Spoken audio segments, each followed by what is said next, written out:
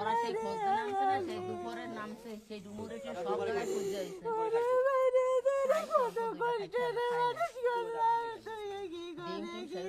বাজেও না, খায় না।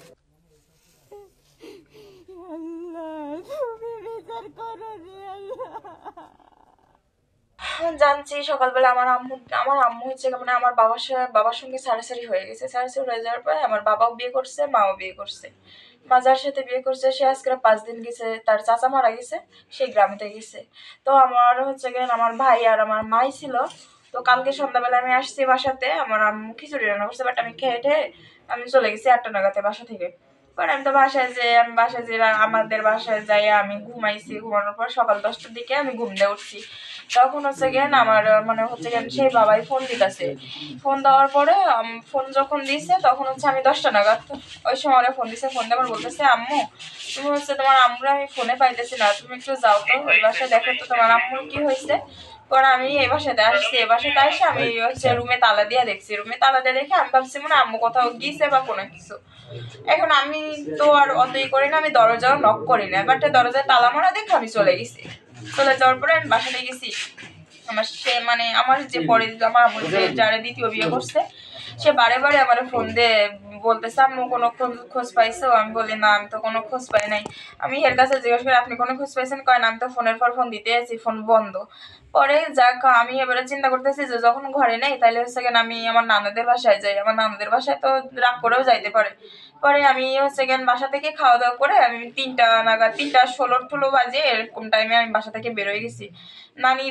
নানিদের বাসায় গেছি। নানিদের বাসায় যাই দেখি মানে হচ্ছে বাসাতে ঢুকতে পারি নাই। ঢুকতে না পারা পর্যন্ত আমার ছোট মামা ছিল, নানা ছিল। আমি বলতেছি, মামা আম্মু আসছে? বলে না, আম্মু তো আসি নাই। পরে আমি ওনতে আর আমি ভিতরে ঢুকি না, আমি ব্যাক করে ফিরে আসছি। ফিরে আমি চলে আসছি।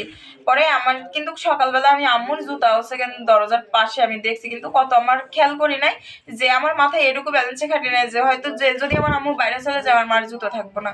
পরে আমি যখন সন্ধ্যাবেলায় ওই বাসা থেকে মানে নানি বাসা থেকে আসতেছি, তো তখন হচ্ছে আমার হাজবেন্ডকে আমি বলতেছি যে দেখো আম্মুর জুতো তো দেখে আসছি, তাহলে কি আম্মুকে ভিতরে আছে? ভাইয়া যদি কাজে যায় তাহলে তো সন্ধ্যাবেলায় চলে আইবো। অনেক ও কইতেছে যদি কাজে যায় তাহলে তো সন্ধ্যায় চলে আইবে। এর লিগে আমি এবার ওই নানা বাড়িতে আমি আমগো বাড়িতে যাই না, আমি আবার আম্মুর বাসায় এখানে আইছি। আম্মুর বাসায় গেটের এখানে তাও উকি মারে দেই, তাও আম্মুর গেটে তালা মারা। পরে আমি হচ্ছে গিয়ে বাড়ি এলে আন্টিদের নক করছি। নক করার পরে এরা বের হয়েছে, বেরোর পরে তালা খুলছে। তখন ফিরে এখানে জুতো দেখছে। জুতো দেখার পরে আমি আমার মারি আমার ভাই কিছু একটা করছে। তা নাহলে আমার আম্মুর জুতো আছে, ওর জুতো আছে, মার জুতো আছে, তাহলে ও গেল কই? পরে হচ্ছে গিয়ে ওই আমার হাজবেন্ড গেছে যে সিসি ক্যামেরা আছে, সিসি ফুটেজটা টাইনে দেখে যে ও সকাল 7:50 বাসা থেকে বের হয়ে গেছে ব্যাগ ট্যাগ নিয়ে। এরপরে আমি আর জানি না। আপনার নাম কি? আমার নাম কিয়া। বাসা কোথায় আপনাদের? আমার শ্বশুরবাড়ি টিভি ক্রসিং রোডে। আচ্ছা, আপনার বাবার নাম কি? আমার বাবার নাম মোহাম্মদ সালাউদ্দিন খান। আচ্ছা,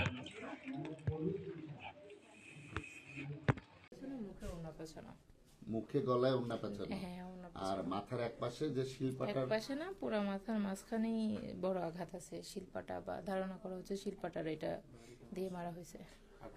এখানে এসে দেখতে পাই আপনার যেটা বলছিলেন বেগম নাম একজন মহিলা, তিনি একটা বদ্ধ ঘরের ভিতরে ছিলেন। পরবর্তীতে পাড়া প্রতিবেশীর উপস্থিতিতে তার ওই ঘরের তালা ভেঙে দেখা যায় যে তিনি ভিতরে মৃত অবস্থায় পড়ে আছেন।